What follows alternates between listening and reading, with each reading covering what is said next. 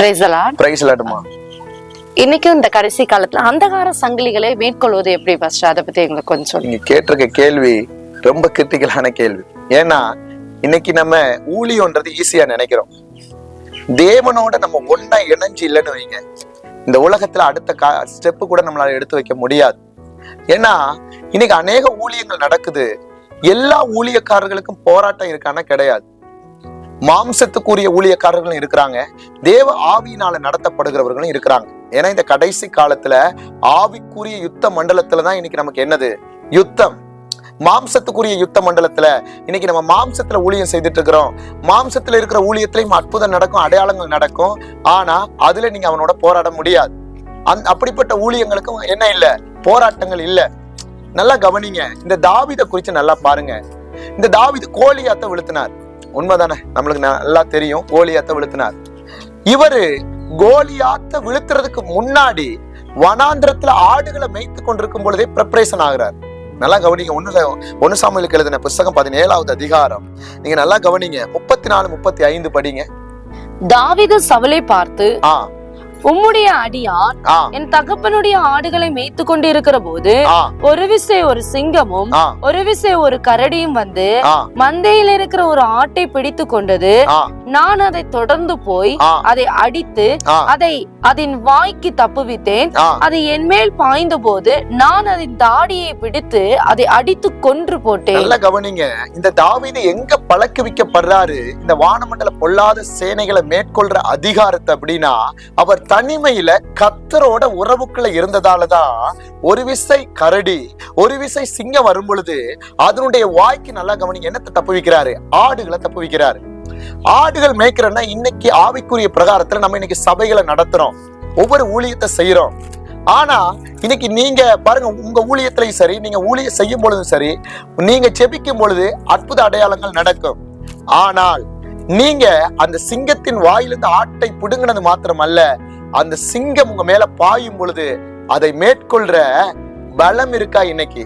அதுதான் மெயின். அதான் எபேசியர் 6:10 சொல்லுது, மேலும் கடைசியாக சகோதரரே கர்த்தருடைய வல்லமையிலும் சத்துவத்திலும் பலப்படுங்கள். அப்ப இந்த தாவீது கோலியாத்தை அடிச்சு விழுத்துறதுக்கு முன்னாடி, இன்னைக்கு கோலியாத்ன்ற பாருங்க, பிசாச விழுத்துறதுக்கு முன்னாடி அவன் வனாந்தரத்துல பழக்கி வைக்கப்படுறான். தேவ வசனத்துல, சத்துவத்துல, வல்லமையில. இன்னைக்கு நம்ம வரங்களை வச்சு பிசாசுகளை விரட்டிட்டோம். அவன் எதிர்த்தாக்குதல் பண்ணும் பொழுது நம்மளால நிக்க முடியல. அதனாலதான் இன்னைக்கு ஊழியத்துல வளர்ச்சி இல்லை. அதனாலதான் சபைகள்ல இன்னைக்கு என்ன இல்ல, ஜனங்கள் இல்ல. ஏன்னா அவன் உங்களை ஜெயிச்சுட்டான். இன்னைக்கு நிறைய பேர் சொல்லுவாங்க, நான்லாம் ஜெபிச்சா பிசாசு எப்படி ஓடும் தெரியுமா? உனக்குள்ள எப்ப திருப்தி வருதோ, நீ ஜெபிக்கும் பொழுது பிசாசு ஓடுது, சுகம் ஆகுது.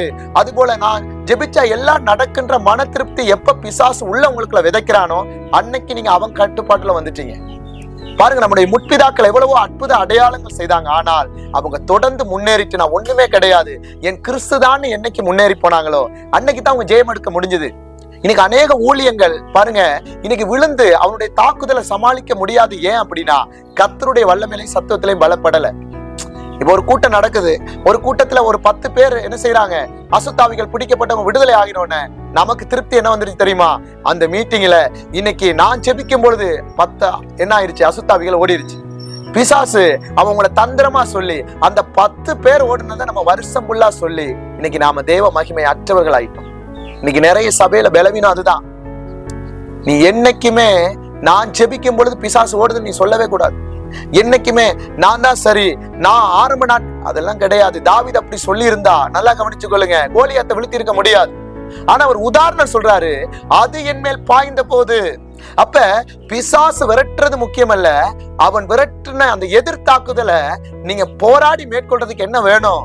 தேவ வல்லமை சத்துவத்துல வரணும். மாம்சத்துல இருந்தா உங்களை கவுத்துட்டு போயிருவான். இன்னைக்கு நிறைய சபைகள்ல நல்ல ஆவிக்குரிய கண்ணோட்டத்துல பாருங்க, நீங்க என்னைக்குமே ஒரு சபையோ ஒரு ஊழியக்காரரையோ யாரா இருக்கட்டும், அவங்க பிரசங்கத்தை கூட நீங்க மாம்ச பார்வையில பார்த்தா நீங்க உள்ள கட்டப்பட்டுருவீங்க. ஆவிக்குரிய பார்வையில அப்படின்னா நீங்க வேதத்துல தேவனோட இருந்தா தான் உங்களுடைய வெளிச்சங்கள் அவங்க தேவ ஆவினால நடத்தப்படுறாங்களானே தெரியும். ஏன்னா இன்னைக்கு சில ஊழியத்துல ஒளியின் தூதனுடைய வேஷம் கூட நடக்குது, உள்ள எல்லா காரியமும் செய்யப்படுது. இன்னைக்கு நல்லா கவனிச்சு கொள்ளுங்க, இன்னைக்கு நம்ம ஆண்டவருக்கு முன்னாடி எப்படி இருக்கிறோம்? தேவ சித்தத்தை செய்கிற பிள்ளைகளா இருக்கிறோமா?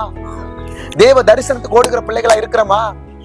இன்னைக்கு நம்ம பிசாசு விரட்டின உடனே நம்மளுக்கு போதுன்ற மனப்பான்மை இருக்கா? நல்லா கவனிங்க. என்னைக்குமே அவனுடைய எதிர்த்தாக்களை திரும்பி அடிக்க நீங்க என்ன செய்யணும்? கற்றுக்கொள்ளணும். எந்நேரமும் விழித்திருக்கணும். எந்நேரமும் ஆவியில பலப்படணும். நல்லா கவனிச்சு கொள்ளுங்க. இன்னைக்கு அநேக பிள்ளைகளுக்கு பிசாசு விரட்டுன்னு அவ்வளவு ஆசை, அற்புத அடையாளங்கள்னு ஆசை. அற்புத அடையாளங்கள் ஊழியங்கள்லாம் கடைசி வரையும் போனதா இல்லை. ஏன் தெரியுமா? அவங்க எதிர்த்தாக்குதல் அவங்களால நடத்த முடியாது. ஏன்னா தேவனோட அவங்களால இருக்கிறதுக்கு அவங்களுக்கு நேரத்தை ஒதுக்க விட மாட்டான். அதனாலதான் சொல்றேன், எபேசியர் 6வது அதிகாரம் நமக்கு சொல்லுது, கர்த்தருடைய வல்லமையிலையும் சத்துவத்திலையும் பலப்படுங்க. அப்பதான் கீழே சொல்ற 11, 12வது வசனத்தை நம்ம மேற்கொள்ள முடியும். அன்னைக்கு தாவீது வனாந்தரத்துல பயிற்சிவிக்கப்பட்டு அந்த ஒரு முறை பாருங்க, அந்த 2 பாருங்க, அந்த வலு சர்ப்பங்கள் அந்த பிசாசுகளை சிங்கத்தின் வாயை கிழிச்சது மாத்திரமல்ல, அது அவன் மேல பாயும் பொழுது கூட அவன் தடியின என்ன வசனத்தை கொண்டு முறியடிச்சான். இன்னைக்கு 1 மணி நேரம் ஜெபம், 1/2 மணி நேரம் ஜெபம், தேவனோட இருக்காம மாம்சத்துல இருந்துட்டு இன்னைக்கு நான் பிசாசு விரட்டுறேன்னா நீங்க எல்லாம் ரொம்ப நாள் நிக்க மாட்டீங்க. ஆனா மாம்சத்துல இருக்கிறவங்களுக்கு அதனுடைய பாதிப்பு தெரியாது. ஏன்னா அவங்க ஆல்ரெடி அவங்க கட்டுப்பாட்டுல தானே இருக்கிறான். இன்னைக்கு போராட்டங்கள் யாருன்னா, நான் திரும்பவும் சொல்றேன், நல்ல ஆவிக்குரிய கண்ணோட்டத்துல பாருங்க, அது ஆவிக்குரியவன் சகலத்தை நிதானிக்கிறான்.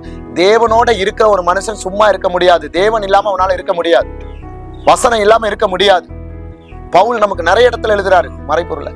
இன்னைக்கு நம்ம ஏன் சில ஊழியக்காரங்களுக்கு எல்லாம் பிரச்சனை இல்லை, அவங்க பிசாசு விரட்டினா கூட பிசாசு போகும். ஏன்னா நல்லா கவனிச்சு கொள்ளுங்க, மாம்சத்துல இருக்கிற ஊழியக்காரங்களுக்கு கூட அற்புத அடையாளங்கள் செய்யற ஆவி இருக்கு.